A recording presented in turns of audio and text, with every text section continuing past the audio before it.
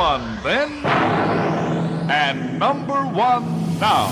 You're listening to Heffron and Reep. Heffron and Reep. Rated #1 podcast by the World Podcasting Federation and the Podcast Ranking Association. No, for real. It says it right here. Oh, yeah. Hello, everybody. It's your pal, it's your amigo, it's your compadre, future mayor of Hickory. We're going to find out. It's Jon Reep here. I'm exactly half of the Heffron and Reep show. John Heffron is not going to be here today, but I got a good guest zooming in a little bit later. He's an attorney. He's a comedian. He's a businessman, and he owns the Punchline Comedy Club in Atlanta. Mr. Jamie Bendall is going to zoom in and give me some advice about how I can run for mayor of Hickory. So stay tuned for the details of that. All right, we're going to get to that in a minute. But real quick, I want you to know we are live. We're a live podcast.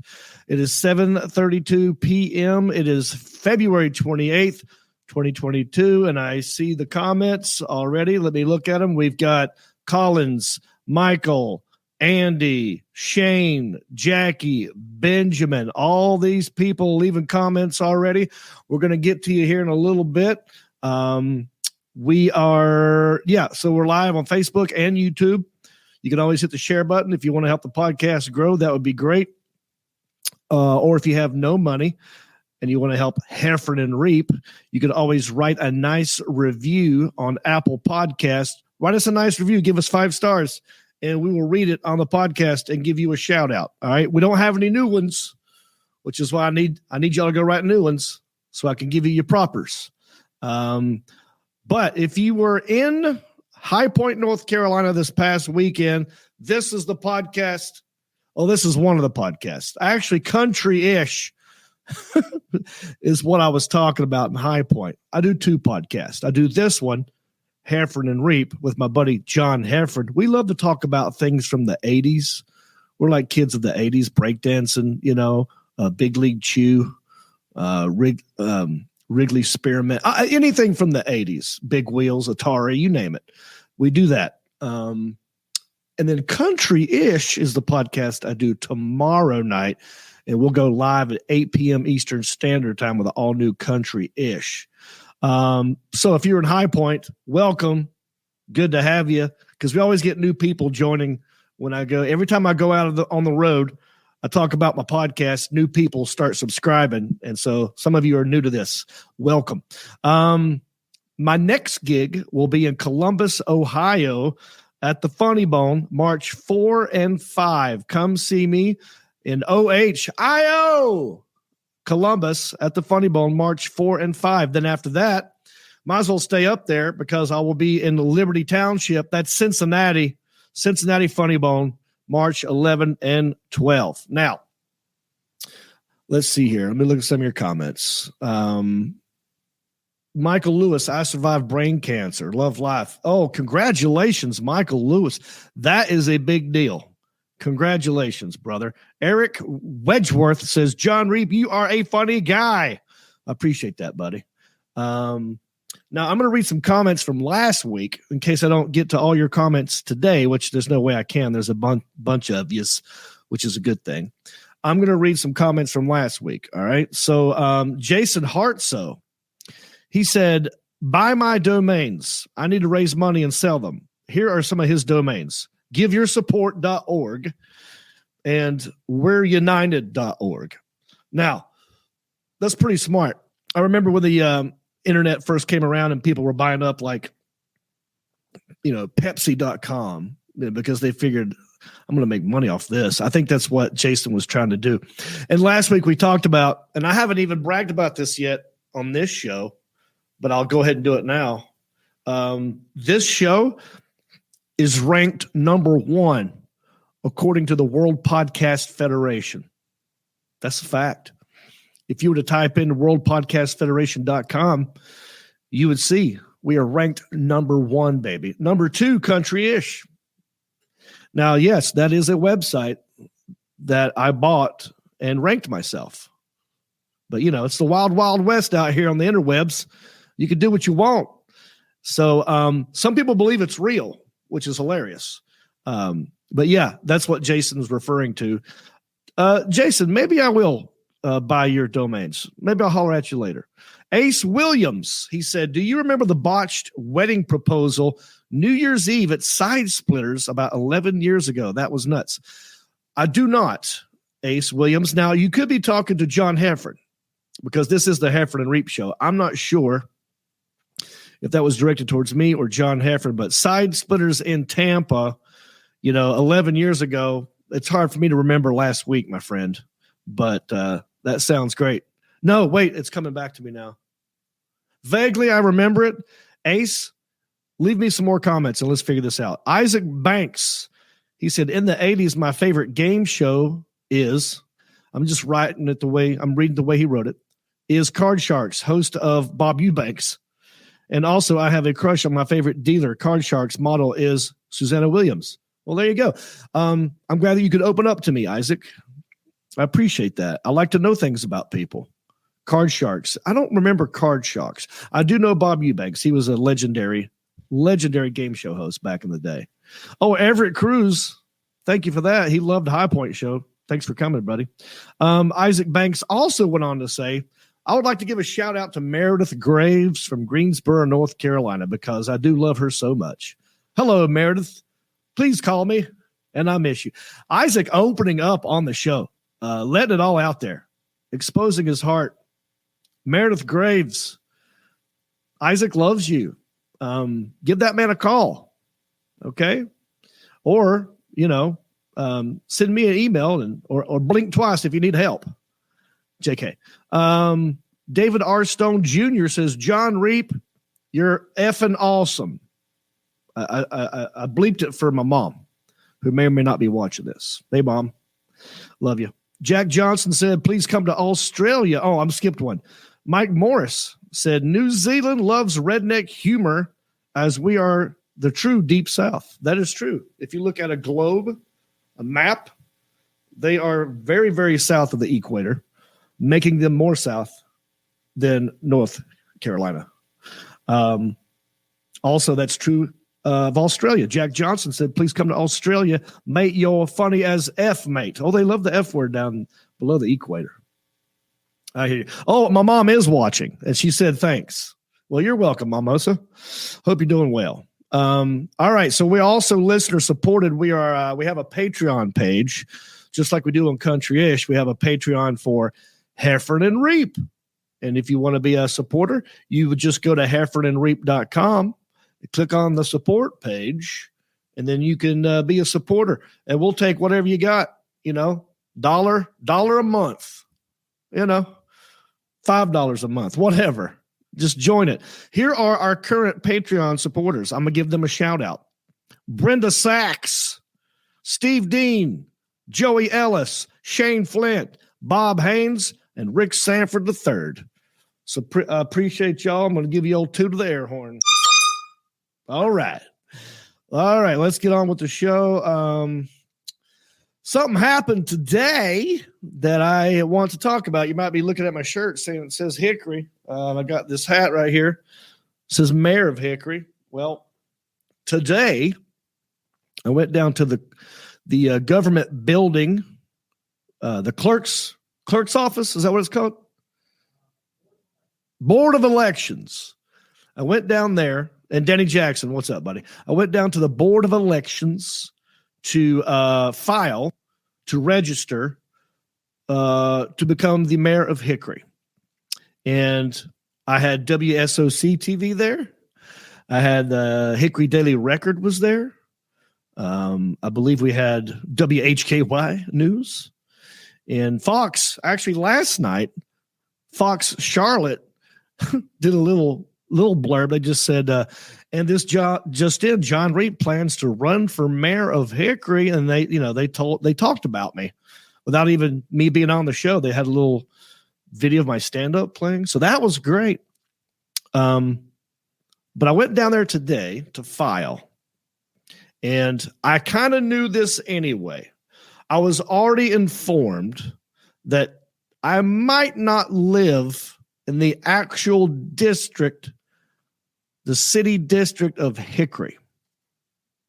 And it's a gray area. I've talked about this even before I went down there with many of my friends and family here in Hickory. And some people say, no, you have a Hickory address. You have, I think we pay for Hickory water. We don't pay city taxes, but it's a really gray area. So I kind of knew this going in. So when I went down there to file, I was expecting to hear that. So I went down there. She said, what's your address? Gave him my address. And she's like, okay, you do not live in the city limits. You cannot run for mayor. I was like, okay. Well, let's just see about that.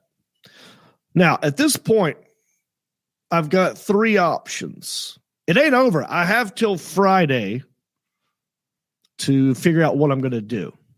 And I have 3 options. I could move. I could, some people are telling me, John, just get a P.O. box. A lot of people do the P.O. box thing, right? I know people in the city limits of Hickory who would love for me to move in with them. I've had offers. People have asked me, hey, do you need a place to stay while you run for mayor of Hickory? So that's a possibility. And I'm going to explore those options. But I was also told, and I don't want to say anyone's name, but by someone at the, what's it called again? The Board of Elections, that you have to actually move there. You have to sleep there. And she said, your head has to touch the pillow. Right? Those are her words. And I was like, okay. And then she went out of her way to tell me. And then if that is not the case, and you were found out, it is a felony. So I'm like, felony. That's a scary word. Me no likey felonies. But that's still one option. I could physically move. And by the way, the guy zooming in, he's an attorney. I'm going to ask him these questions. How many days a week do I have to spend at my new Hickory residence to actually be the mayor of Hickory? See, I'm a traveling comedian. I'm gone a lot. I currently don't even spend half the time in the residence I live in now.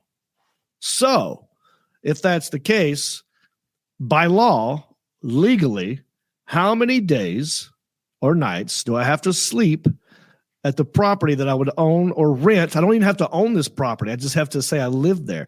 And she also said I don't have to show proof of it on my ID. She said it doesn't matter how long you've lived there. I don't have to show any mail. I just give an address. But if she says if you're caught and you don't sleep there, and I want to find out this exactly, how many days do I have to sleep there? And by the way, I want you guys to know, in the beginning, and we're going to get into this more tomorrow night when I have my country-ish squad in here, but I'm going to get it because it happened today. I feel like I want to talk about it a little bit now. It started off when I moved back home as sort of like, let me see what I can do. And I think the current mayor's fine. I got nothing against the current mayor. He's been nice to me. I think he's a great guy. I think I could do a great job as well. And during COVID, during the pandemic, when all my gigs were getting canceled, couldn't tour, no income coming in, I'm like, well, I got to figure out something to do. If I can't tour anymore, and I'm not making any money doing this podcast, as you can see, there are no ads. We only have, 6 Patreon supporters. This is not making money. This is costing me money. But if I'm not making money, I got to figure out something to do. And I'm not qualified for anything. I've been doing comedy since 1998. That's all I know. I don't have any job skills, which makes me perfect for mayor. Anybody could be the mayor. Uh, now, here's the actual obligations that the mayor of Hickory has to do, right? You have to sit in on a city council meeting once every 2 weeks. You are a tiebreaker vote, okay? And you have to go to city functions, grand openings of stuff, cutting ribbons, shaking hands, kissing babies. I could do all of that. And so I thought, well, I got to do something. So I toyed with the idea of running for mayor. But then somewhere along the way, with toying with the idea, it really started. I started looking at, well, what would I have to do? How hard? And I figured too, I'm a comedian. I've been talking about Hickory my whole life. I mean, look at all my bits. I mean, I'm known for saying Hickory and I shake my head. It's a ceremonial position. That's basically you're a cheerleader for your city. And I can't think of a bigger cheerleader for Hickory than Jon Reep. So then I started thinking, well, maybe that would be a good job. And then I got serious. So I thought if I went down there to the Board of Elections today, I was telling you, I kind of knew I was in the gray area, but I was hoping that maybe it would slip past them because it is a gray area. I thought, well, maybe they just won't notice, or maybe they accept it. Had they accepted it and my name on the ballot, I would have taken the job seriously, and I would have been a damn good mayor. And by the way, it's not over. I've only told you one option so far. We got two other options. The first option, like I said, I find a P.O. box. I find somebody to live with in Hickory. I live there. I find those rules. How many days do I have to be there? All that jazz without committing a felony. The second one is, do I annex my house? Do I annex where I'm currently living now so that I am in the city limits? But that would be a long, slow process. That would be months and months and months. It would take forever.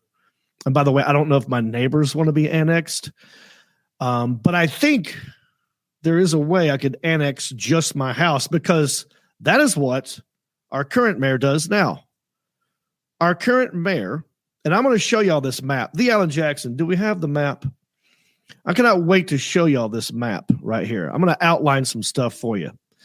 The Alan Jackson, let me know when it's on the screen. Am I seeing what they're seeing? Okay. All right. So y'all see this? All right, I'm going to circle. Okay, so right now, what you're looking at, everything that is in green right here, that is the actual city limits. That's the city of Hickory. That's part of it. That is within the city limits. If it's green, it's in the city limits of Hickory. Okay. Now, I'm going to circle where I live. I gotta do the squiggly line thing first. I live in here somewhere. All right. Now, all those are little houses in there. I'm not going to show you which one's mine. But one of these houses, me and my mom live in here somewhere. As you can see, it's outside of the green. Now, by the way, this right here, that's Trinity Ridge. That's where my dad lives.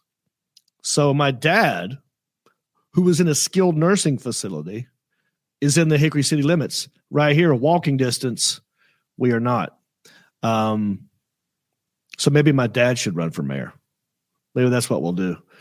Maybe I'll have my dad, I'll get him out of there, get him in a wheelchair. We'll go file tomorrow. David Reep for mayor of Hickory. Anyway, that's one option. So dad lives there. This right here, this is a grocery store. This is a CVS. This is a Walgreens. Most of the green stuff that's been annexed. This whole area is called Mountain View, by the way. Where I live, this whole area is Mountain View. I live here. These are commercial stuff. This is like businesses right here. Now, can you see this one little patch of green right here?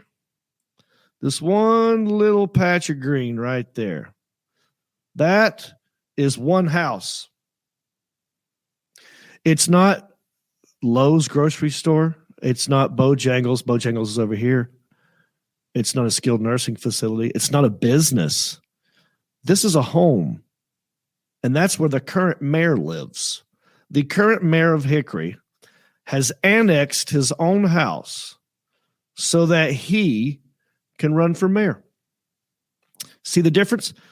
This would the Alan Jackson, if you want to pop in here, how far apart would you say that circle to this circle is? I mean, I don't even think it's a mile. No, I would say it's maybe 6 or 7 football fields. 700. I mean, really, yeah. It's well, I mean, maybe close to a mile, but within a mile, I'm pretty sure. Yeah. So I could walk right here through here. I could, from my house, which is right here somewhere. Yeah. I could be right here in less than 3-4 minutes. And then over here, that's another 3. I could walk there. So we're basically neighbors. Yet somehow he can run for mayor and I cannot. All right. Yeah. So there you go, folks. I'm done with the map.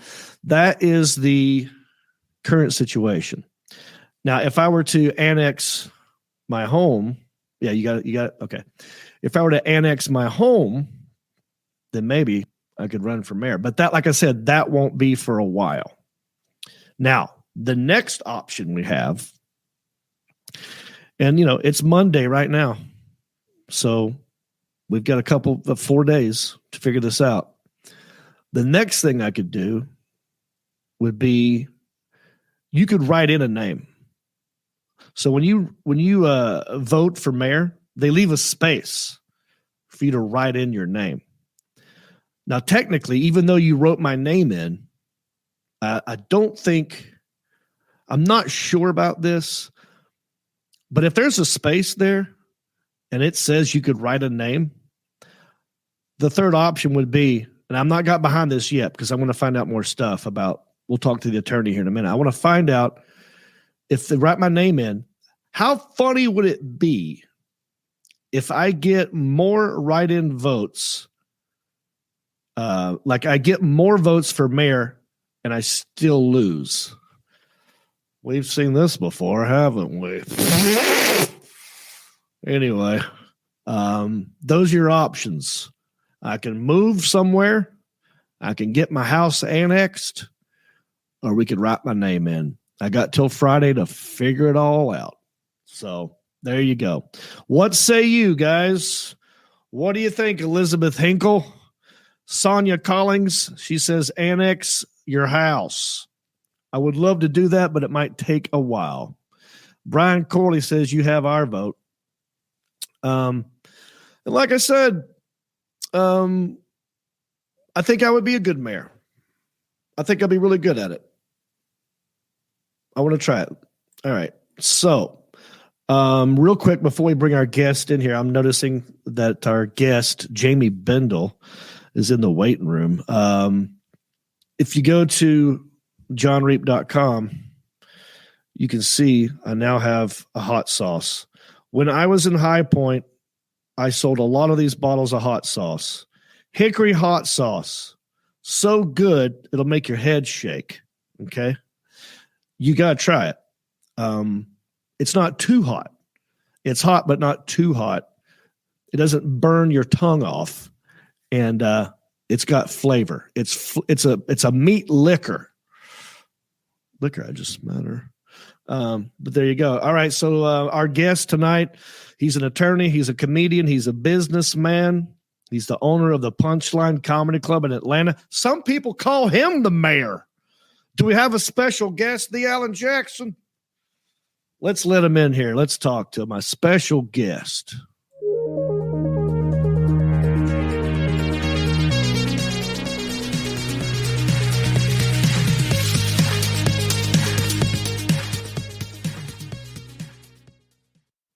Jamie Bendall, everybody. John, How you doing, I am coming to you from what looks like the surface of the moon. Yeah, you are. Where are you? I'm actually out on the back porch. I got, it's spring-like weather down here in Atlanta.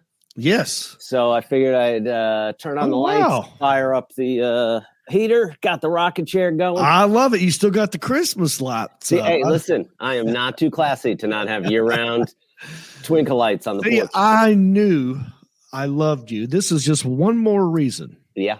That proves that we're supposed to be lifelong friends, Jamie. I can vouch for the hot sauce. And of course the slogan is modified slightly. I put that on most things. Oh yeah, you put it on anything.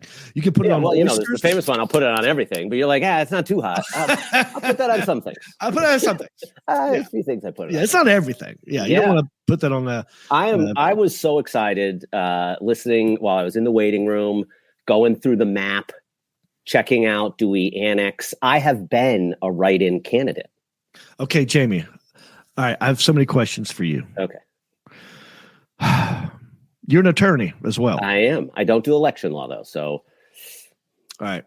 Well, let's think about this. What's your gut tell you in terms of me splitting time with my current situation where I live with my mom that's not in the district, or if I shack up with a friend who is in the, how many nights do I have to sleep there so it's not a felony?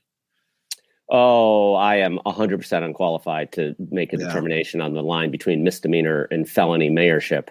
Yeah. I would say you should spend as many nights there as possible. And I kind of like the idea of annexation. Although admittedly, a little bit of a weird week to be talking about claiming property. Well, here's another thing. That's right. Yeah, that's a good point. And the president of Ukraine was a stand-up comedian. We are destined for elected office, right? I mean, there's been movies about this with Robin Williams and Chris Rock, comedians, and went on to be president. These are movies that were made. Yeah. But here it is, actual real life. Yeah. So, all right. So that's the fine line I need to figure out, because when I talk to a local attorney about this, I'm going to ask them I travel anyway. Like I'm on the road most of the time. So the times I do come home is like a Sunday, Monday, Tuesday. And then I'm gone again on a Wednesday or Thursday. So I'm only there half the time anyway. Right. So I'm wondering if there's an allowance for that. People who travel. I would be surprised. So I don't know. So sometimes there are elected offices that are considered part-time. And the presumption is that, and so that's often the case with like city council people, right? They're not necessary. And oftentimes the mayor is like super council person. And in your description, they're a tie-breaking vote on the council and you get to cut ribbons and, things of that nature. And they are important jobs, and you really do have the ability to make a positive impact on your community. So I am pro-run if possible. Yeah. However, I would be far, far more concerned about some of the HOA shenanigans you pulled and some of the other places you lived, maybe in other states. What do you mean? I mean, who knows? What if you had a condo somewhere in California where you were like late on your assessment and it's like now turned into an attack ad where it'd be like, Jon Reep didn't pay for the new tiles at the pool. Right. And we trust him to rebuild the bridge. My record's clean. I mean, the place I had before this was a condo in LA. I always paid my HOAs. It's that part's squeaky clean. Good. Now there's other parts that could come out, and that's fine too. And I could always say, I'm a comedian. I'm a comic. Right? It's the greatest. Yeah. It gives you so much freedom as a candidate. Yeah. But it did start as sort of a goof, just talking about it. And the more I talked about it, the more I realized, man, this could be my new thing. If COVID shuts me down and I can't do anything, well, then I have to do this. It's like it's forced my hand. I've got nothing else to do. All I have is my name and a little bit of celebrity behind my name. I have no other qualifications, but I am good at people. I'm a good people person. And you have one very important qualification that shouldn't be overlooked. You love Hickory. I love Hickory. Right? Mm-hmm. So you're committed to that town and to the people who live there and everything that it stands for. It really is what makes you a perfect candidate for mayor. Yeah. Well, it's not over. I have till Friday to figure this out. And like I said, we're going to talk more about it tomorrow night on Country-ish. You're sitting in for a very funny comedian, Jon Heffron, who we both know and love. Oh, he was just with us in Atlanta. Right. How did it go? I heard it was great. It went terrific. Jon, of course, if anybody hasn't had the opportunity to see them in their town, you should go see him. He's terrifically talented. By the way, we talked a little bit about some of the shows that you guys got to do together. What a cool concept and great idea about taking a non-traditional approach to bringing your show to places that are underserved from a comedy perspective. We want to do more of those where it's like, I introduce him to my town, he introduces me to his town, but then we branch out. And then now we're talking to Tammy Pascatelli. And now we're in Pennsylvania or wherever, I forgot where, or Alonzo Bowden. We're in some. So we want to spread it out to where we slowly, but we're always skipping the big cities. Yeah. But there's a big network. So, so here's the thing, and you're talking about small towns, right? It is not uncommon that when a downtown and what is sometimes characterized as like a neglected downtown starts to get revitalized, the very first thing that they put money into is the theater that's in a downtown. Oh, right? Are you hearing this, Alan? You have all of these great 200, 500, 800 seat kind of theaters that are right on Main Street. That's right next to the cool new little restaurant and the little bar that's trying to make it. And it's the first thing that so many towns put money back into is that theater that's on Main Street. We have just started putting money back into, there was a $40 million downtown city walk that was just created. It was from bond money and grant money, and it's beautiful. And I'm glad they did it. And a lot of the downtown area looks really nice, but they spent of that 40 million, 753,000 on these two wooden arches that were supposed to be like our gateway to this. St. Louis has the gateway to the west. That was going to be the hatchway to Hickory. Yep. And sadly, it got a little windy. Yeah. And now they've been destroyed. They fell down and they're just laying there. It's rubble now. It's why we need to invest in our public school education. You need kids who can graduate from math class to figure out how to keep an arch up. Right. Yes, we should build back better. We need STEM classes to make sure that the archway isn't going to fall. And what's funny is I talked about this on my Country-ish small town news segment where I talk about weird things that happen in small towns, and finally something happening in my town, and that's what it was. Yeah. And so I talked about how they used an outside company to design it, some company in Oregon, and they used Douglas fir trees to make the arches. And we're in Hickory, and there are hickory trees. Yeah, but I know that's not the correct kind of wood to use. But I just find it funny that we're in Hickory and we're using Douglas firs from Oregon. Yeah. It's the wood knew it wasn't supposed to be. Even the wood knew. Nature doesn't allow us to grow here. We shouldn't be an arch. Yeah, that's right. So anyway, if you want some firewood, Jamie, just come on. That's 5 hours north. Come up here. Free firewood. Yeah. Yeah, Douglas fir. Right. But I thought that would be another good time to strike while the iron is hot, because that happened under the current mayor's watch. And he actually said these arches will last forever. So I was going to use that against him. I would encourage you. I know I haven't been brought on as a campaign consultant, but I would encourage you to not use words of unlimited duration. Right. These arches should last for several lifetimes. Right. I mean, nothing lasts forever. Why would you say forever? Few things last forever. Well, let me ask you this, my friend. I know you wear many hats. I'm coming to your club later this year in July. Looking forward to it. Yeah. Should be a good visit. I look forward to going there. I look forward to coming to Atlanta my whole career, but I really I look forward to coming there. The food where you're at now is next to an amazing diner that has everything that you could think of. And every time I go there, I know as soon as the show's over, I'm getting something to go, and I'm going to pig out and pass out. Yeah. Pig out and pass out. Yeah. That's what I do. So the good news is it's probably not selling it the right way, saying we're next to. We actually share a kitchen with and are divided by the thinnest of walls. Yes. To a traditional 24-hour Greek diner. And That's it has a very comprehensive menu. So we are one of the very rare comedy clubs where you could get a short stack or shrimp scampi. Yes. Either. Yeah. Either. So good. Well, okay. Also, looking at your bio, reading everything about you, buddy. Tell me about the car dealership. Are we still?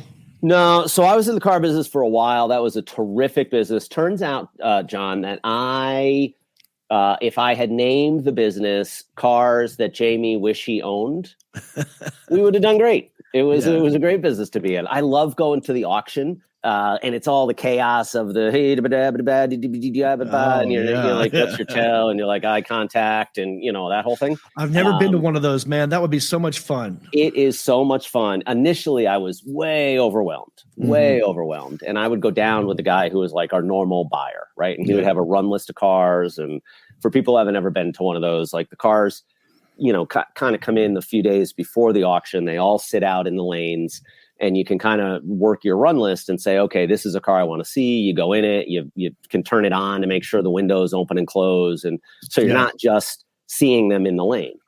However, you could get distracted by some stuff that's running in the lane, and you're like, oh, I didn't see that car. Where'd that car come from? I should probably bid on that. And you have no idea what it's worth or who you would be selling it to, whether it's going to, so you can come home with some surprises, which isn't always great, but I loved it. And then we got out of it for a while. I still keep in touch with the buyer. So like when I've got friends that need a car or something like that, I'll try to. What was your favorite vehicle that you had? Okay. So I had two favorites.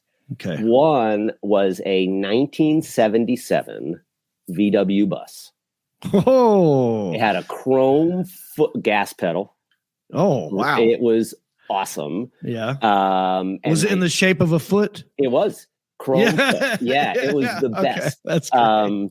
And the slide door on the side didn't work great. And my kids were mortified. They're like, Dad, this car. And I, of course, loved it. I'm like, this is the coolest thing ever. And I will tell you, if you've ever driven one of those, and anybody who has one would verify this, you stop someplace, everybody has a story about one of these things. I dropped the kids off one day at school, at the elementary school, and as I'm leaving carpool, door falls right off the side of it.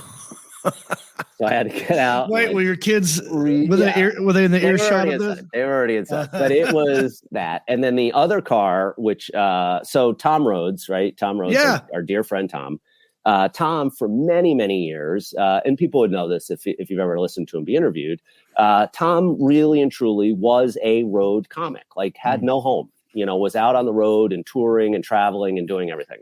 But when he did have a car, he loves old BMWs. And so I was at the sale one day, and Tom had hit a deer in his car. And so there was this old mid-'80s 5 Series, and Tom often will drive an older 5 Series. So I sent him a picture of it, and I'm like, Tom, this is all you, and and I wound up not buying it, but Tom did.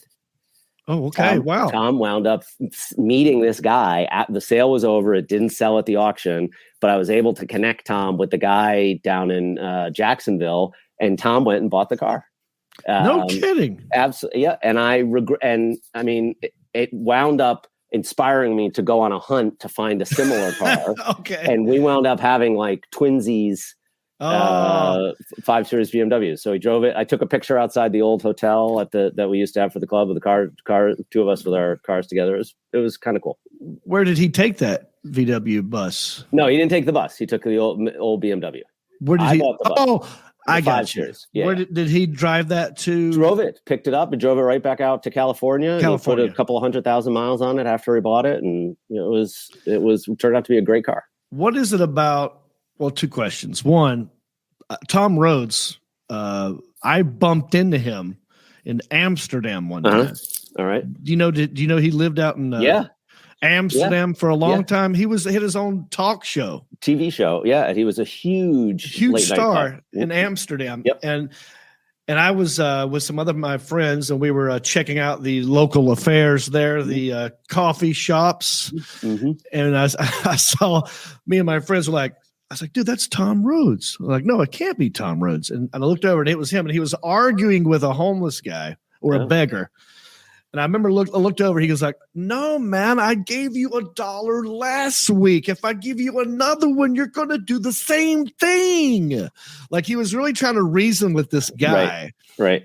And I just thought it was so funny. It's like, hey, Tom, I'm John. That's Jeff. We're comedians. He's like, oh, yeah. And he was super nice. Yeah. I've always loved that guy. He's the sweetest. He's the sweetest guy. Yeah. Terrifically funny, great writer, super sweet.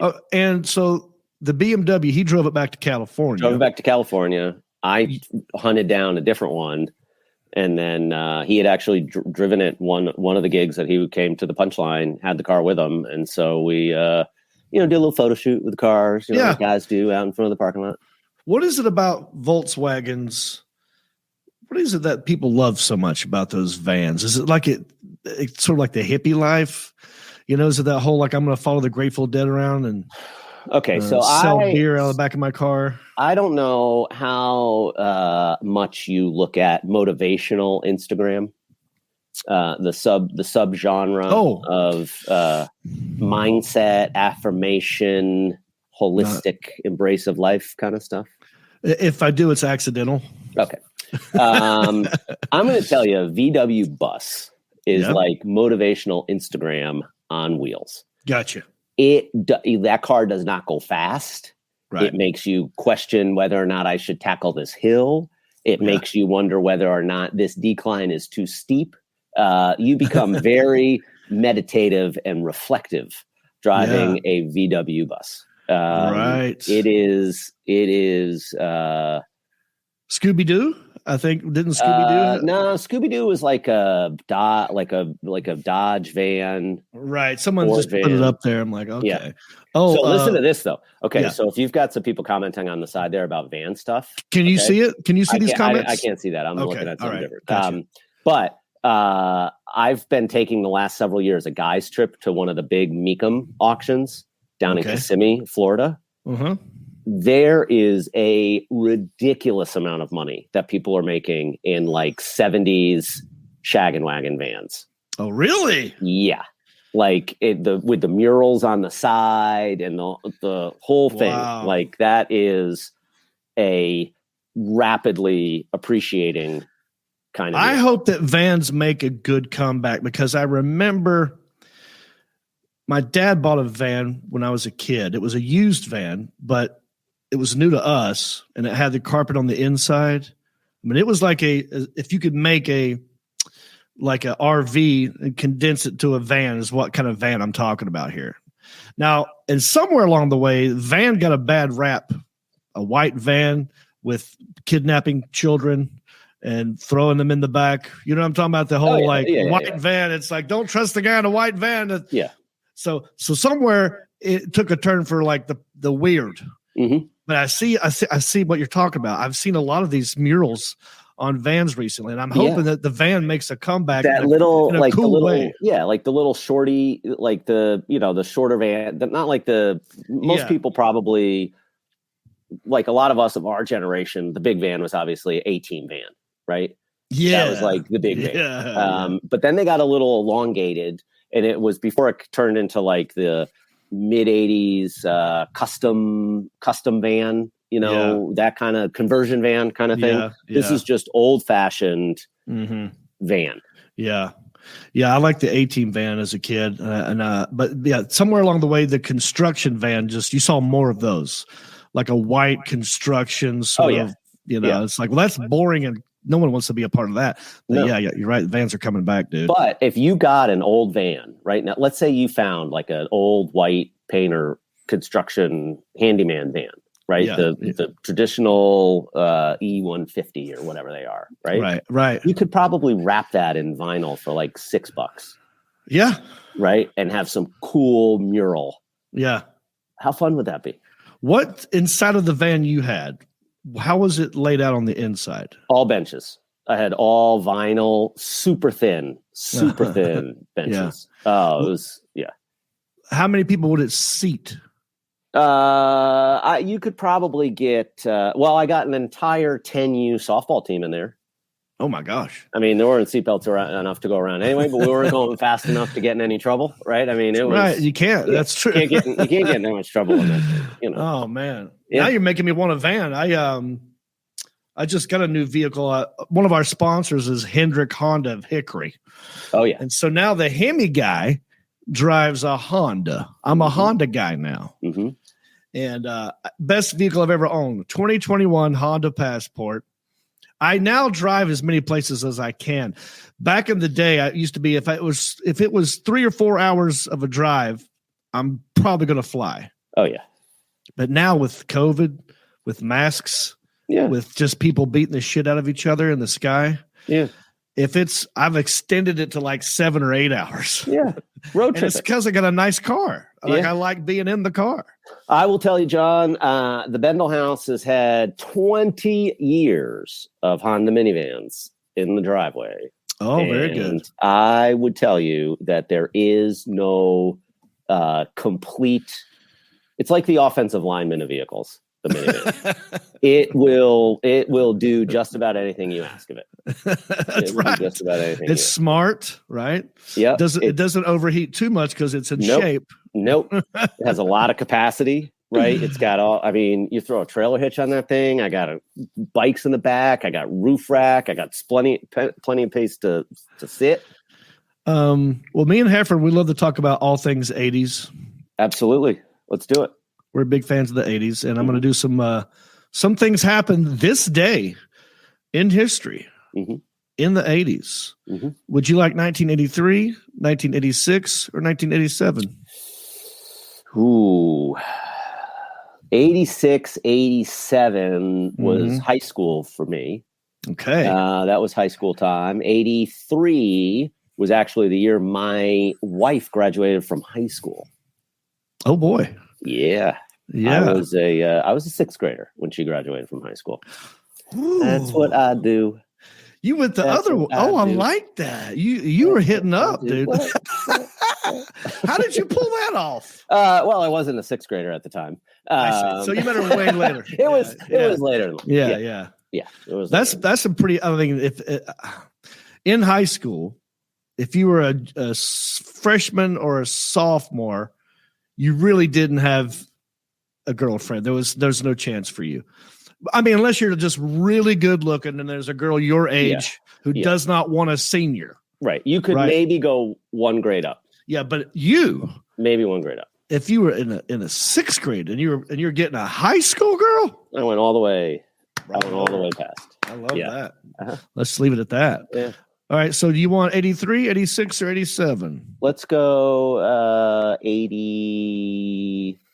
Let's go 86. 86. All right.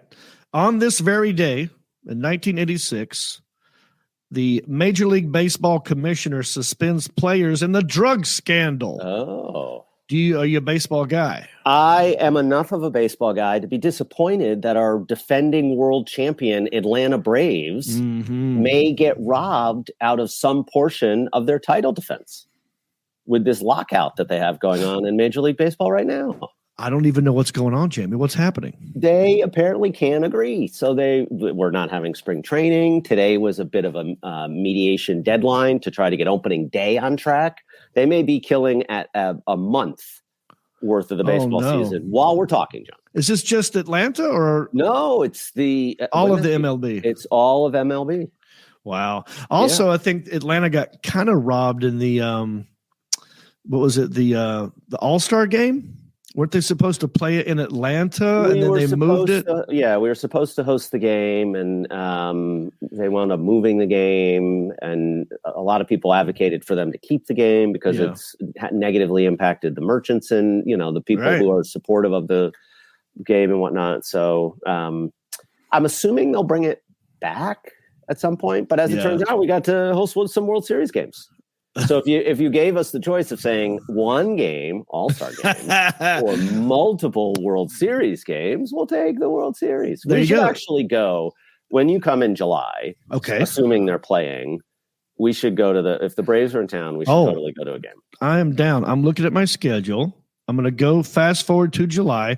And if you're just joining us, I'm talking to Jamie Bendall, businessman, attorney, owner of the Punchline Comedy Club in Atlanta. Hello, Shane, Kimberly, and Adam. I will be in Atlanta in July. We're looking at the 8th and 9th and 10th. Mm-hmm. So the 10th should be a day game. Sundays are usually day games. Okay. What I might try to do, check this out, Jamie. Okay. After that gig in Atlanta, my next gig, Orlando, Florida. Oh. So I could half my drive up if I stick around for 4 days. Totally. You should do that. And then shoot down to Orlando from Atlanta. And then maybe they'll have some games and I don't have to worry about doing a show that night, and we could actually enjoy ourselves. Yeah. So we should, so when Verzi was in town, Paul Verzi was in town back in January, and we went to see a Falcons game. Had so much fun on Sunday. Oh, yeah. Oh, it was a great time. I have been to Falcons games. I've been to Braves games. And I mean, Atlanta loves their Braves. Totally. And it's such a good place to watch a baseball game. Oh. Well, on February 28, 1986, the MLB commissioner, Pete, can't pronounce his last name, suspends 11 players. Is it Pete Selig? It's got a U and an E and a B and an E and an R. Uberoth. Oh, Peter Uberoth. He, by the way, did a great job as the chairperson for the Los Angeles Olympics. Oh, I didn't know this. Yeah, he was. Peter Uberoth was a sports executive extraordinaire. Oh, well, back then he suspended 11 players for their involvement with illegal drugs. The suspensions are the most severe in baseball since the infamous Black Sox scandal in 1919. The commissioner doles out lesser penalties to 14 other players for their use of drugs. We're talking about Cincinnati Reds, the Mets, Athletics, Royals. Who were the players? Does it say? We've got Dave Parker from the Reds, Keith Hernandez, Joaquin like Keith from the Mets. Yeah. Really?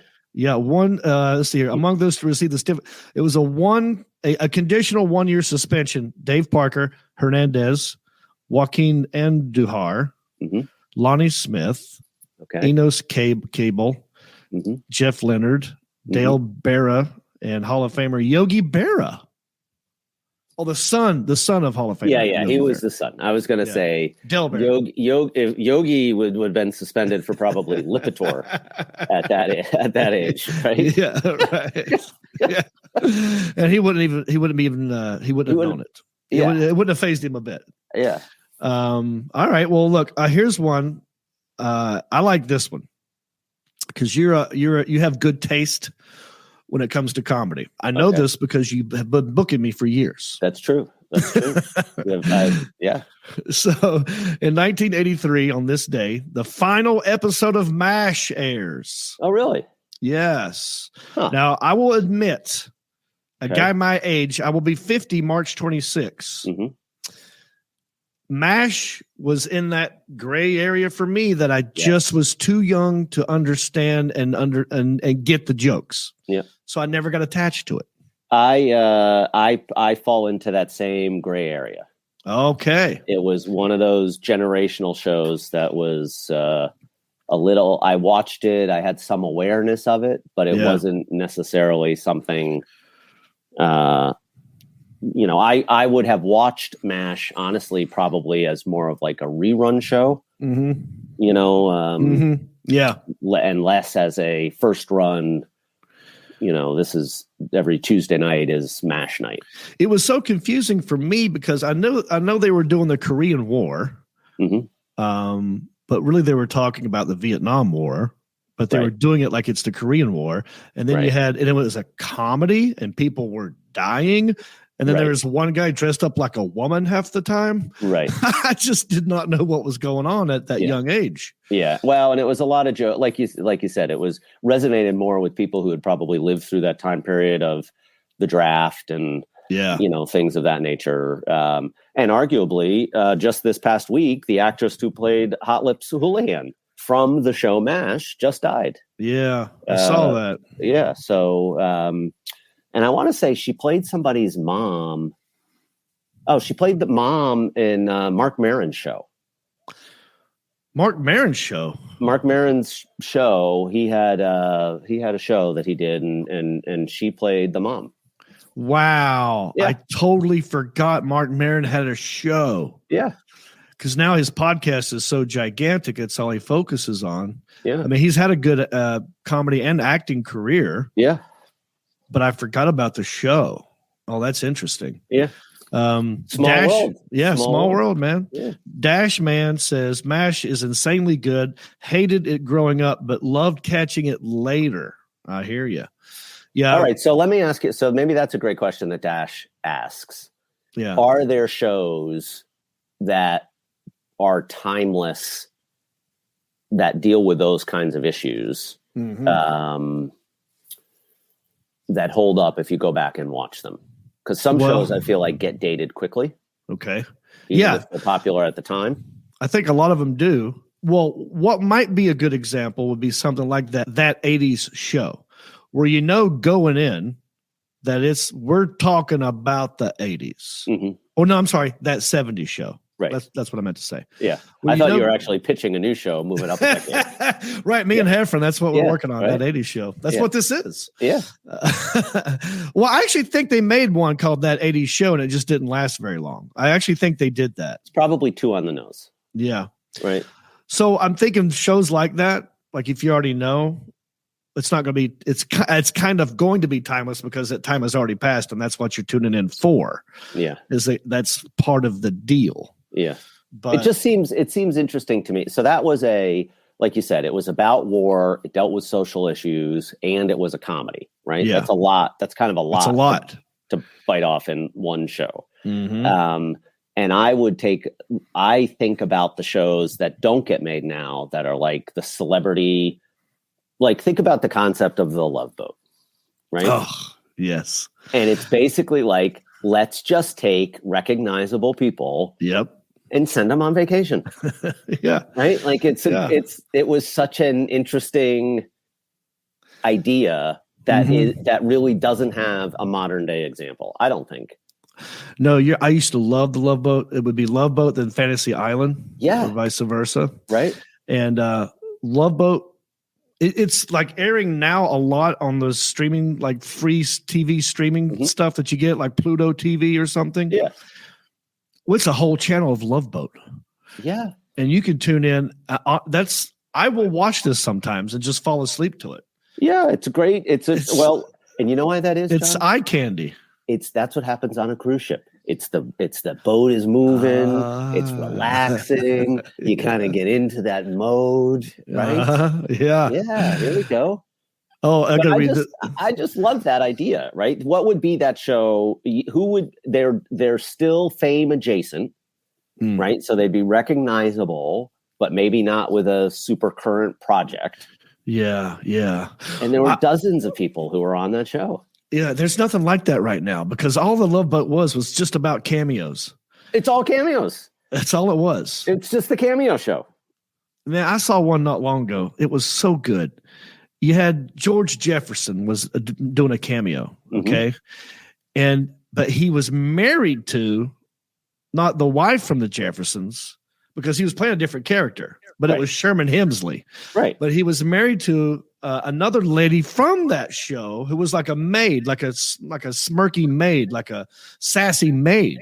Mm-hmm. And they were the couple, and they were fighting a lot. And I was just like, oh, this... Where else could you see this? You wouldn't see that, right? Yeah. Oh, it's so good. Yeah. Yeah. What would that vehicle be? I mean, cruise ships are still around. You would you would just do the Love Boat again. I think you just do the Love Boat again.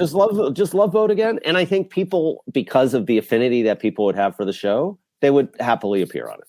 Oh, 100%. And they got to go for the cheese.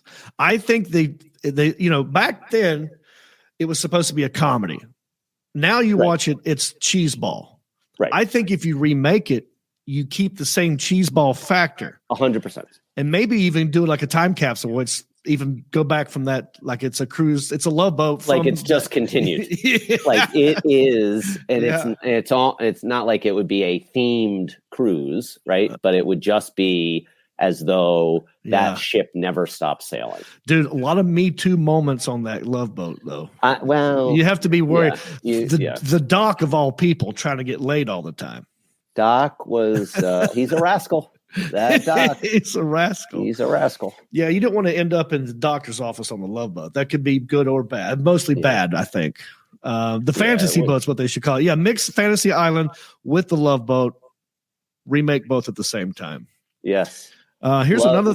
Go ahead. Love Island. Or Love Fantasy Island. Boat. That's right. Wait, isn't there a Love Island? Boat. Well, there's like a Paradise Island or something. Yeah. All right, here's another thing happened in 1987 on this day. And this is kind of timely.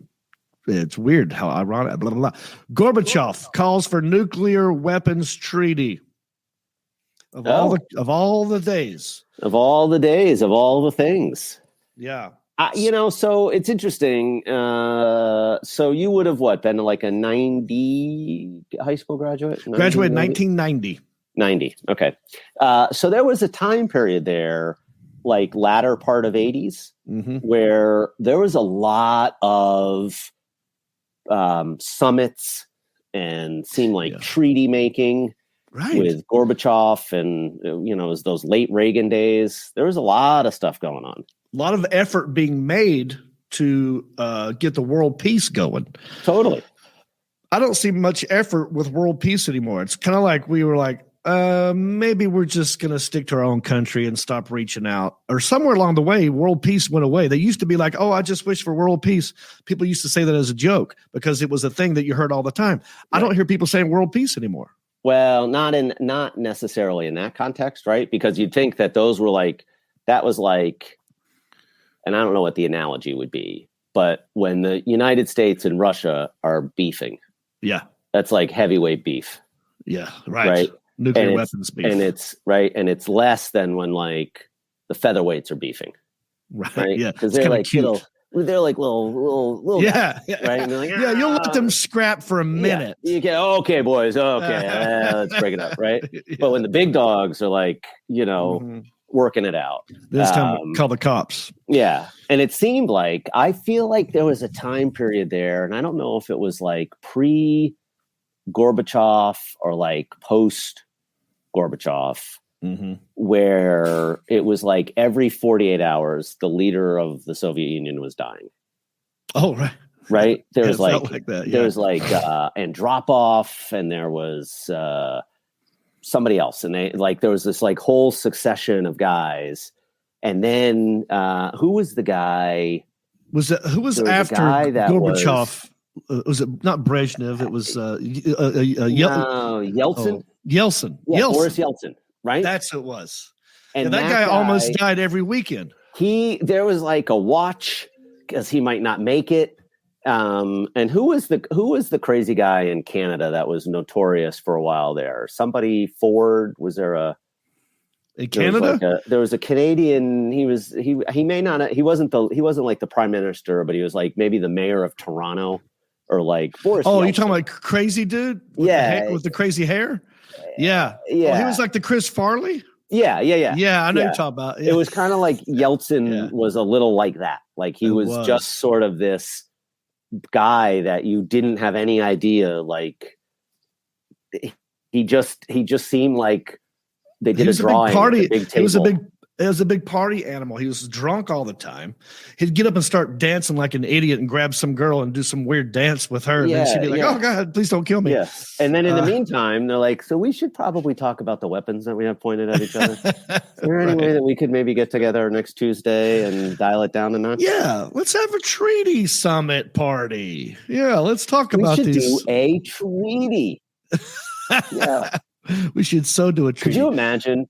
All right. So I bet, John, if you're a bit like me, you have clicked on your fair share of user agreements without reading all the fine print.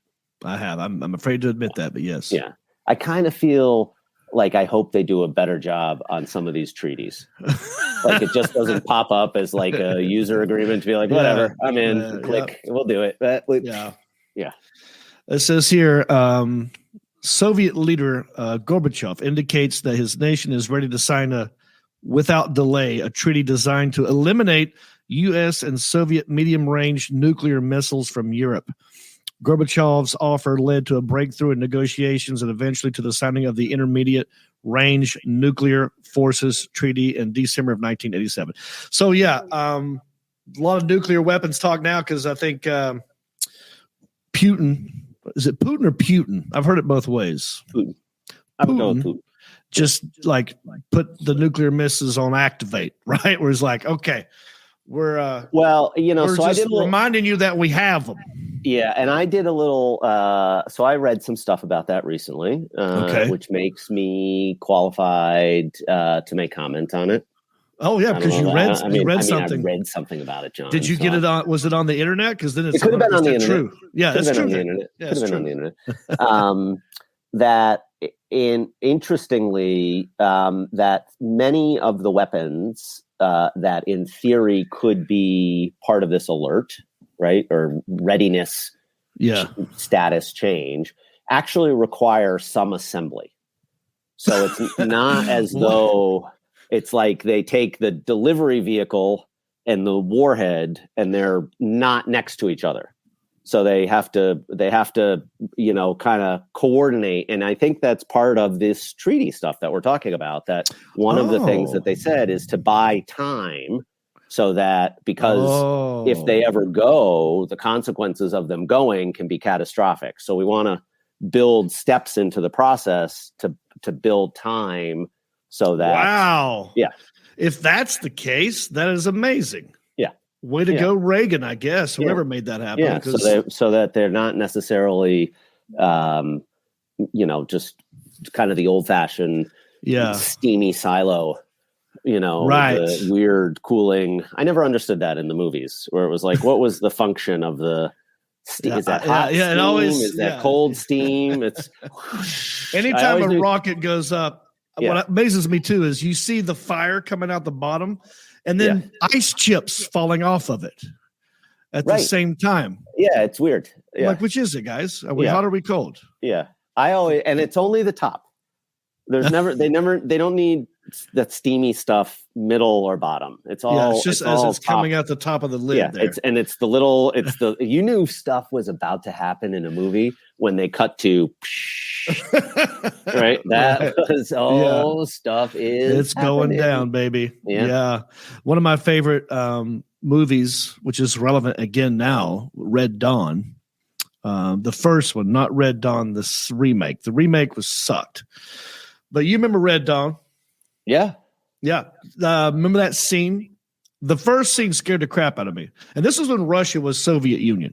I mean, this was when Ukraine was a part of Russia. Red Dawn, the kids are in the classroom talking to the teacher. They're just doing what kids do. Look out the window. They see parachutes coming down. They're like, oh, that's weird. What's this? Then and they just like unload on these kids. And to me, that's what Russia was. They could just come in here and overtake us anytime they felt like it. Any place. But that's unlikely to probably ever happen. A full-scale land invasion in America would be very hard to do because we're surrounded by the Pacific and Atlantic Ocean. We're not surrounded, but we have them on either side. Yeah. But yeah, what do you think of that movie? I mean, that's people are talking about like it's a Red Dawn sort of time again. Yeah. So I would like to think that, to your point about does a old thing hold up over time? Mm-hmm. It's interesting to look back and think, oh, how innocent I was when I thought maybe Red Dawn might happen. Yeah, right. Yeah. And now you look back and you're like, oh yeah, that's not right. There's so many plot holes and flaws in that, and I don't know if it's because, so I wonder, okay, no, I'm going out on a limb here, John. Go for it, buddy. Come on out with me on this. Yeah, I'm ready. This is what podcasting's all about, brother. So if we were on the limb and we initially said, okay, we are potential Wolverines. Okay, me and you. Right? Me, you, and John Heffron. Okay. But then, shortly thereafter, I feel like we're going Top Gun. We're going Top Gun? Wouldn't you? What isn't sequentially Red Dawn was out before Top Gun? Yes, it was. Yeah, so I Red think Dawn first. Right, and I think at the point at which you'd say, well, if I had my choice of Wolverining it in the woods or call sign in Top Gunning it, oh yeah, go Top Gun. I think I got to go Top Gun. 100%, because those guys had access to females. You know, they would go to well, the whole structure. I mean, there are times in my life when I still think I feel like I should buzz the tower. Yeah, right? Totally. I feel like buzzing the tower is great. By the way, they have a new Top Gun and they're just sitting on it. I don't know that's ever going to come out. I have no idea where is it. It's been out. I mean, not that it's been out, but it's been completed. Yeah, they've been talking about it ever since COVID. They wanted to do it July 4th, and then they pushed it back because of COVID. But yeah, Patrick Swayze, Jennifer Grey. Years before Dirty Dancing, where it was in Red Dawn together, right? Was she? Jennifer Grey was one of the girls that they had to save. Okay, I had forgotten that. Yeah, and they took, and then you had, you had Estevez. You had Martin Sheen. Yeah, and you had Martin Sheen before he was crazy. Yep. I think there was a period during the mid 80s when I think there were like only 6 20-year-old male actors because it was taps and all the right moves. And I'm going to see if I can get all 6 and you tell me if I'm right or wrong. This is all 6. Okay. Well, you had C. Thomas Howell. Mm-hmm. Okay. You had Tom Cruise. Okay. Rob Lowe. Yeah. Emilio Estevez, Martin Sheen, and Charlie Sheen, John Cryer. Is that all 6? Ooh, Cryer. No, John Cryer. No, Cryer was hang not on. in that group. Wait, hang on. Did I say Swayze was kind of in it? Did I say Swayze? I didn't say Swayze, but Swayze was in it a little bit. That's your top 6. Yeah, you said Rob Lowe. Did you say Rob Lowe? Rob Lowe. I said C. Thomas Howell. I said Tom Cruise. Was in there. Yeah. All those guys. It was like that was the only people that were in movies, it seemed like. Yeah. Right. And then they got replaced by the Anthony Michael Hall, Robert Downey Jr., James Spader. That's true. Andrew McCarthy or whatever the guy's name was. Yeah. Right. It gave way to like more punky attitude, like preppy punky kid almost. It went from like Patrick Swayze, badass, gonna kick your ass. Charlie Sheen, gonna kick your ass. Right. To Dave Spader, like, I'm just gonna emote about it. Yeah. Yeah. But he's carried that vibe through his. He has through his whole career.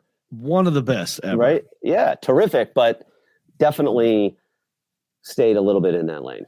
100%. Yeah. I forgot to tell you this too. Speaking of the Russia stuff one more time, in 1990, I was a student ambassador. There's this program that was founded in the 30s or 40s by Dwight D. Eisenhower. It was called People to People. And their whole mission was to get the youth of America to travel to other countries and just hang out with the youth of those countries in an effort to promote world peace. And we went to Russia in 1990. I was in Moscow. I was in the Ukraine when they called it the Ukraine. I went swimming in the Dnieper River. I got detained by some cops for trading illegally on the black market. Okay. I can never tell this story because Bert Kreischer is the machine. I feel like he has covered all of the Russia comedy, but that did happen to me. And John, they do say that if it's your life, it can be your material. Let me ask you that as a comedian yourself and a club owner who's seen lots of comedy, what is the etiquette? If Bert Kreischer has the Russian machine story, do I dare dabble in this story? I would. It's your truth. You tell your truth. It was a different time period, right? You were not the same age when it happened. It was a formative experience. Yeah. I think it integrates well with some of the other pieces of material that you have, where you talk about your experiences growing up in Hickory. Yeah. Right. Yeah. And I would imagine that there was a comparable teen in perhaps the Ukraine that was trying to meet the kids of his community and the girls of their community in the same way that you guys were, right? Yeah, I'll give you a quick rundown. I mean, I've never really talked about it on stage. I've told Bert Kreischer this, and he said, yeah, go for it as well. Yeah. And I think if I were to do it on stage, I would say, by the way, I have permission from Bert Kreischer to tell this story. I would jokingly throw that in there. You know, why not? Because people probably think it. You should tell the story. And then it turns out that Russian kid's name was Bert Kreischer. That's how I end it. Yeah. He had his shirt off the whole time. This guy, this teenage kid has his shirt off.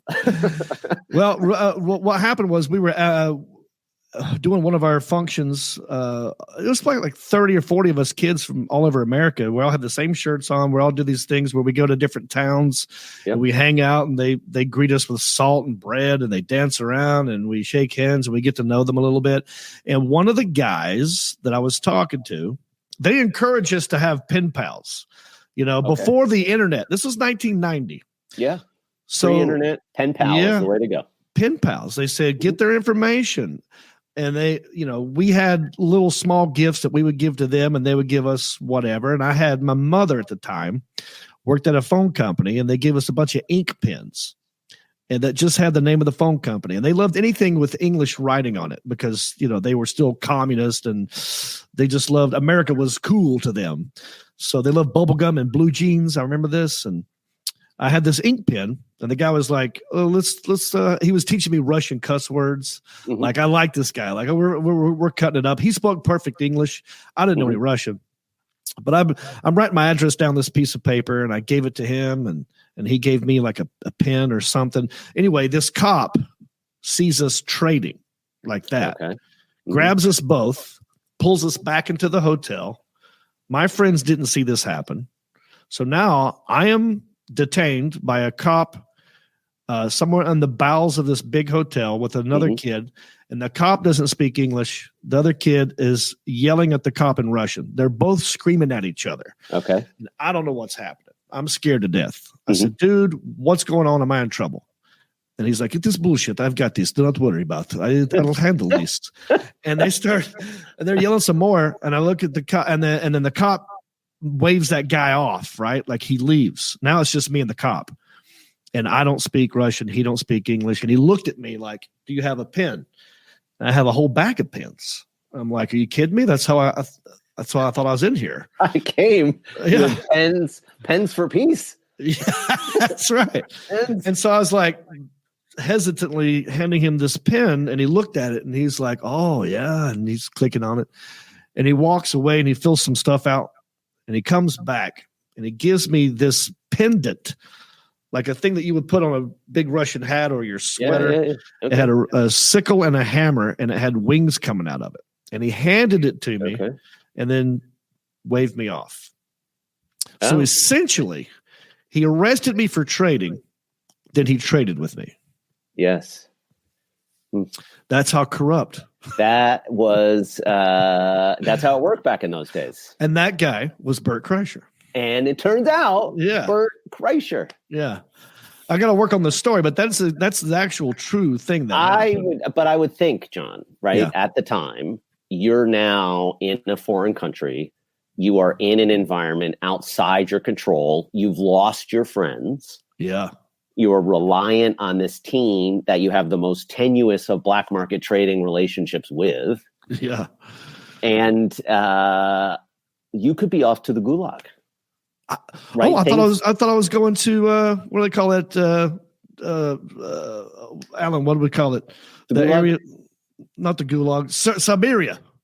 Right, Siberian gulag. Is that what it is? Yeah, I think so. Yeah, Siberia. And I could be saying it wrong. That's why I said it 3 different ways. But yeah, off you could scared be. the hell out of me. Yeah. But I got some street cred from everybody else that day that thought it was pretty badass. I'm sure you did. Yeah. Let me ask you. You should actually use that in your campaign for mayor of Hickory. Oh, that's going to go on my resume. I am a promoter of world peace. I'm a student ambassador. I have experience with international relations. Yeah, right. I'm gonna do that. Hey, before I forget, Jennifer Grey, you said was in Red Dawn. Yes. She was also in a show that was on Amazon called Red Oaks. Okay. And it was very funny, and it's about a country club in like the mid 80s. And so I just was thinking, is there an actor or actress who has appeared in a number of projects that all have like the same color or number in them? So she was like Red Dawn, Red Oaks. Yeah. Red. I don't know. That's a good question. I'll bet you if we were to look it up, we would find that actors like Gary Busey or, with like 48 Hours or The Last Hour, or right? 1 There's hour always photo. There's a connection of like they just are drawn to some project. Yeah. Or like who am I thinking of from Yellowstone? That's a good one there. 1883, Sam Elliott. Yep, Sam Is this Elliott. the international sign for Sam Elliott? The Sam Elliott, or could be Wilford Brimley. We could either one. We got to figure out for charades. Sounds like Sam Elliott. It's got to be Sam Elliott. Are you watching that? What are you watching right now? What do you like? So I actually was just rediscovered that Space Force, which is Steve Carell. That's I think is pretty. It's got some clever writing to it. When it first came out, right after Trump said that.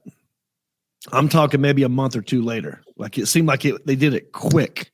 Yeah. And then that was season 1. So you're talking season 2 just came out or something. So season 2 just came out. Yeah. And I had it's one of those things where so here's the problem that I have with how much content is out there now. Like it's great that everything is bingeable, right? It's amazing.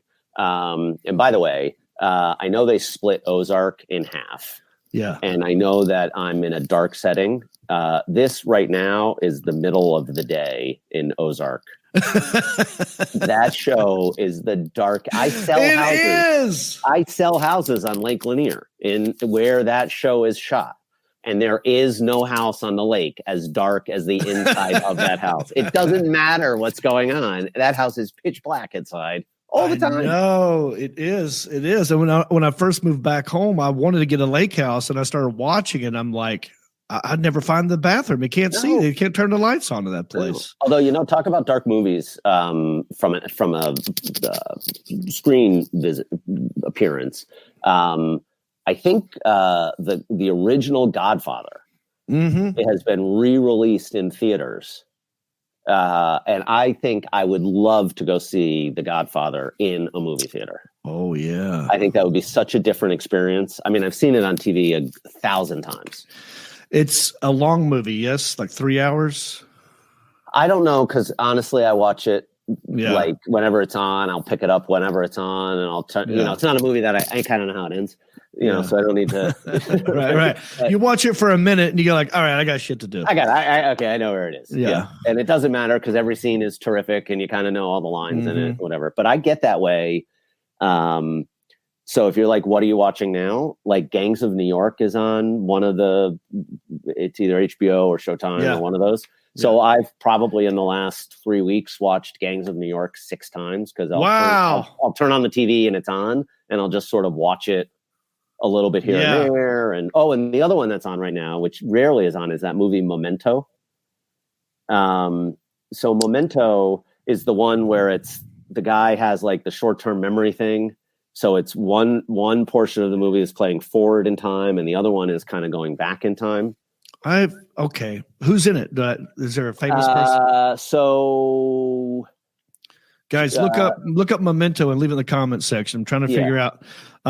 Someone said, I think it was Dashman, actually said Steven Seagal, hard to kill, out for a kill, out for justice. Steven Seagal movies. Yeah. So he had a run there. Yeah. And that was exactly it. It was all the word out in Yeah, there. out. Yeah, and isn't he big friends with Putin as well? He I think has gotten himself ingratiated with some people who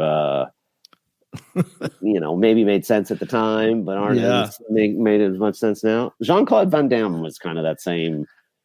The problem for me with Jean-Claude Van Damme, okay, badass, great kickboxer, could do the split on 2 trucks going down the road at the same time. Mm-hmm. But the accent, something about his accent made him soft to me. And I don't know if that's just a hang up in my brain. Like when you hear the Southern accent, you go, well, that person's dumb. You hear an English accent, you go, that guy's a genius. Something about his French accent made me think him as like a pansy. So it's interesting. So I would say of those martial arts. All right. So I'm going to, again, we're launching theories. Let's go on the limb. We're launching theories. You know how like comedy clubs sometimes will have only like one magician or one hypnotist a right? year? No. Yeah. They don't ever use 2. I got the one guy. Oh, that's their guy. Yeah. I got the guy. Right. I kind of feel like martial arts movie stars are kind of the same.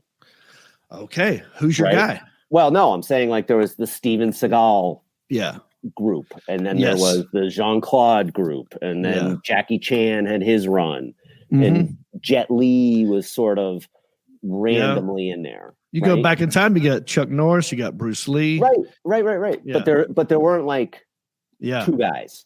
Yeah. Right. There's like the one guy that's kind of making those. And again, I know it's a timely thing, but like that, what was it? Bloodsport?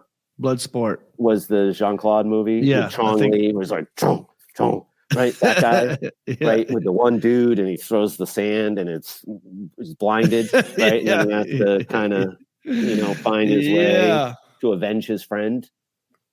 Right. Yeah. Well, I'll tell you, my guy, see, for me, martial arts got big around 7th grade for me. Okay. And it was Bruce Lee. For whatever reason, I forgot what channel it was. On a Sunday afternoon, they would show old kung fu movies. Oh, yeah. Where the dub, that's where every comedian started making fun. You can't fight me. Yeah. That was the thing. And I fell in love with martial arts that way. So I really fell in love with kung fu before I fell in love with karate. Oh. 2 different styles. Yeah. Now it's mixed martial arts, but I was a Bruce Lee guy. Then I saw Chuck Norris later.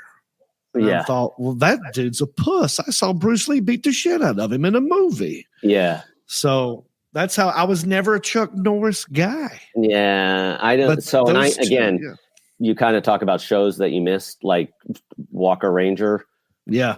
Kind of fell into a weird place of TV for me. It was just too funny. The other one that's on, talking about martial arts movies, The Man with the Iron Fists. Okay. Yeah. Is terrific. Wait, which one is that? Remind me of this. Man with the Iron Fists is Bruce Lee? No, Russell Crowe is in it, and RZA is in it. I think I'm saying that right. Okay. And it's terrific. And Lucy Liu. It's a whole story about the Emperor's Gold, and it's coming to Jungle Village, and it is really kind of a. And it's on right now. I mean, it's one of these movies that in the last month I've probably watched it 6 times. Wow, I'll have to check it out. Yeah. And there's another one now that I'm thinking of it is that's hilarious. And it's so good. Maybe these commenters will Are we thinking Netflix? Or are we thinking Amazon Prime? No. It's a movie. It's like Drunken Master. It's gonna bug me now. Yeah, it's gonna bug me now. But it's funny. It's not Kung Fu Hustle, is it? Maybe it's Kung Fu Hustle. It might be. Okay, Kung Fu so Hustle. it's Kung Fu. Tell me the plot of Kung Fu Hustle. Dashman, throw out Kung Fu Hustle. Yeah, he's saying Kung Fu Hustle. I don't know. It could be Kung Fu Hustle. There's a great documentary about how every movie since Kung Fu movies, like now, if there's a fight scene, everyone knows karate or Kung Fu. Like in the Western times, Yeah. it was just a haymaker and a guy would swing and miss or hit one punch. Because of Kung Fu and choreographed fighting, now every fight scene is influenced from now on. That's fair. That. Yeah. Yeah. I was talking, Tommy Blaze, right? Comedian Tommy Blaze. Yeah. I got talking with Tommy about movies, and he had recommended me a book about screenwriting. Okay. That has, and I'm drawing a blank on that, but has something to do with the cat, like write about the cat or something, eat the cat first or something. It's a screenplay book about cats. And it basically breaks down every movie and like the minute time that something is supposed to happen. Oh, wow. And Tommy was like, if you have a real legitimate interest in learning how to write movies, read this book. Oh. However, it will also ruin every movie for you because they all fall into that. And you're like, oh, we're 9 minutes in. This is the hero's challenge. And okay, now we're at minute 27. This is the return of the whatever, I have done that with my friends in Hickory where I have spoiled the traditional sitcom for them. I'm talking the 3-camera sitcom where the audience laughs every 6 to 11 seconds. Yep. And I said, now watch. Every 6 to 11 seconds, you can time it. They're going to try to go for a joke. They're going to try to go for a laugh. And sometimes they laugh at shit that is not funny. Yep. And just watch. And since then, my fiance Jody, she's like, I can't, because I'm in my brain. I'm like 5, 4, there it is. Yep. All right, buddy. Tell me about your podcast because I know you've been trying to get me on yours for a minute, and we've always Oh yeah. So we do, so for years we did a podcast at the club, and what's so funny is at the time we would do these podcasts, and kind of everybody said yes. Because nobody was really doing podcasts, right? Yeah. They're like, yeah, sure, whatever, I'll do it. And then all of a sudden, everybody got a podcast, right? Mm. And as you know, right, you guys, you and Jon, and you can go down the list. There are not everybody who does a podcast does a good job at it, right? Mm. Because sometimes, and obviously the people who are your fans understand this, that there can be, for some performers, a distinction between what they do on stage and how they are in real life. Right. And so the ability to create interesting content and conversation organically with somebody isn't necessarily something that everybody can do. So I have been so fortunate to have long-term friendships with guys like yourself and people who we could just hang out and laugh. Mm-hmm. And I had a couple of guys that were like guys that I knew from my town that were like always were funny when I'm around them. Yeah. And they're like, hey, do you want to do this thing with me? And I'm like, and I'm a little promiscuous when it comes to saying yes to podcasts because you never know what happens, right? You never know which one is going to work. So we started doing this podcast and have comics on, and we kind of do it as a lightning round sort of format. And it's just sort of kind of taking a conversation and seeing where it goes. So we have a good time. It's Comedy Roundtable, and everybody's on it. Jeff Foxworthy was just on it. We just did it with him last week, and is it comedyroundtable.com, or do you have a website? So Jon, this is the guys on the show would hate if I say this. I am on the show, so I don't then go back and listen to the show. Gotcha, because I was on it. Yeah. Why do I need to go back in time? Yeah, there you go. Comedy Roundtable. Yeah. There it is. Comedy Roundtable, anywhere you would get a podcast. That's right. You will see Comedy Roundtable. Jon Heffron was just on there, wasn't he? Jon was on it, and he was actually the second time guest. Wow. So he did like an earlier version, and then we kind of modified it some. But we've done probably, 50, 60 episodes at this point. Is it the same one I did a long time ago? This is the thing that I was saying. Yeah. So we did like 120 of those episodes. Yeah. Right. Back when we did the spaceship with the Mason brothers, and back in the old office at the old space. Yeah. Okay. Yeah. Gotcha. This is a different thing, but it's fun and it's lighthearted and interesting, and Well, when I come to Atlanta, if I got that time to kill between Atlanta and Orlando, maybe we could sit down and do some stuff. All right. So here's the good news. We've completely changed the way we're recording the show. So we actually now are just doing it in the diner.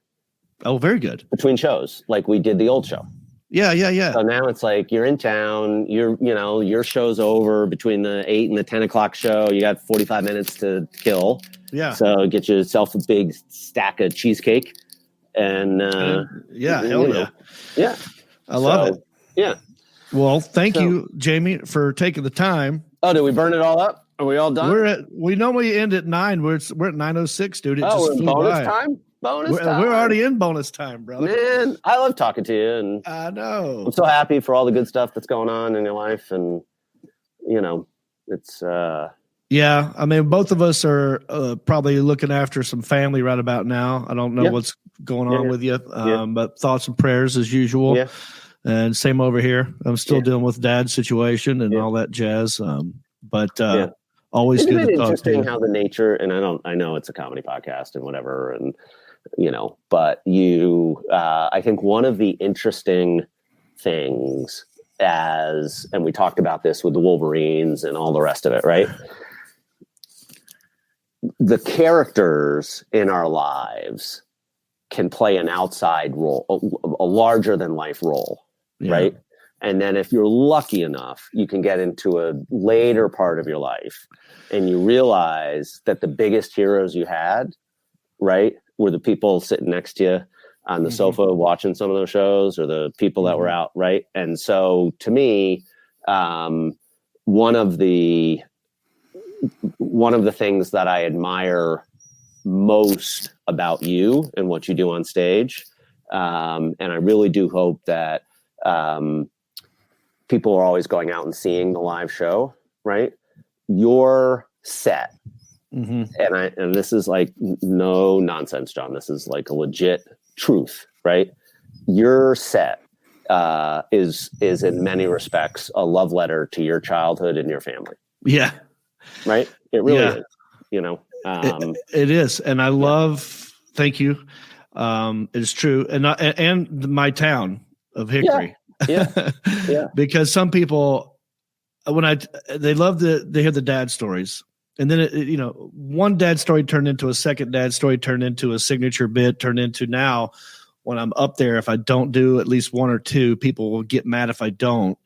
And then as I'm telling it, I'm seeing it play out in my head all over again, and it's making me happy. Yeah, it's sometimes it's forced happiness. Yeah. So I had so do I have time for one last thing? And let's do one more. All right, one last thing. So I read a thing today, and it was an article about a woman had wrote about she broke up with a boyfriend. She had lived with this guy. They broke up as what happens in relationships. Some time passes, and they agree to meet. Like they've missed each other, and they want to reconnect. So they set a time and a place where they're going to meet. And in the interim, he gets in an accident where he falls out of a tree, hits his head, is in a medically induced coma, and wakes up with no memory. Right? Wow. Doesn't remember. So he remembers childhood, but has lost the memory of this woman and the relationship and the whatever. And so she winds up for reasons that make sense if you read the piece, interacting with this guy and helping him piece his life back together again. And what she realizes in the process is she's wanting to recreate the end of the relationship that never happened. Oh, wow. So he doesn't know that they've broken up. He doesn't know why the relationship failed, but she does. And so she realizes in the way she's talking to him about their past that she's basically trying to get him to be back in a relationship with her. And finally, some buddy of his says, you guys aren't together anymore. And so he confronts her and she realizes this. So it's this like crazy thing. And I think sometimes as comedians, to the extent that we mine our past for our material, right? Yeah. That we run the risk of creating this idealized version sometimes of the way we think we wanted things to be or the way the things should have been. Yeah. And you have the good fortune of being able to tell these stories that were so meaningful and had such impact, and do it in a way that has everybody, I feel, reflecting fondly about what they recall about their hometown and their experiences and all that stuff, which is really to your credit. Thank you. Was that a true story? What you just? Yeah. Is this is a thing you read? Yeah, read it today. Wow. Yeah. Send that to me when we get off. I want to see that. That sounds pretty good. Yeah, it was crazy. Like totally bizarre. It sounds like a great movie too. Yeah. And by the way, I know that today also is Rare Diseases Day. It is.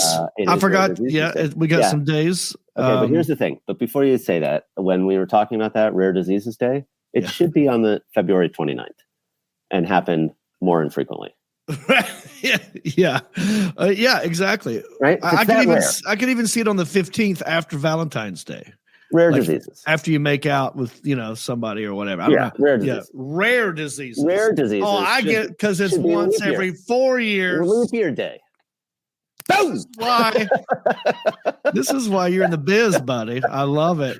Well, God bless you, man. I love you, Jamie Bendall. Thanks for doing this. I'm looking forward to seeing you. I'm going to make sure I extend my stay when I come to Atlanta. Yeah, let's have some fun. We'll figure some stuff out. We can go up out on it. We can take the boat out, go up on the lake. Because it's going to be summertime. It's going to be summertime. In hot Atlanta, baby. Yeah, let's do it. All right, everybody. Thank you all. Thank you, Jamie Bendall, the Alan Jackson. I appreciate you putting this together. Let's just go ahead and end it. I'll say Rick Sanford III want to take us out. All right. Thank you, Jamie. Rick Sanford III, take us out, buddy. You've been listening to the smooth sounds of Heffron and Reep. The show is over, but come back next week, same Reep time, same Heffron channel, for more comedy conversations, music, 80s church, and the life and times of the quarantine comedian. Always expect the unexpected, and who knows where the conversations will go. And as always, remember to rate, review, subscribe, and share. Peace.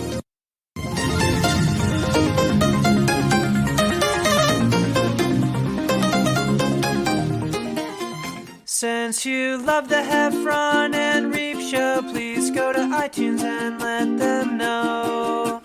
Rank the show and leave a comment. We don't care what you write, They, Heffron and Reep, have low self-esteem. So please validate them by ranking them and making them seen. So no matter what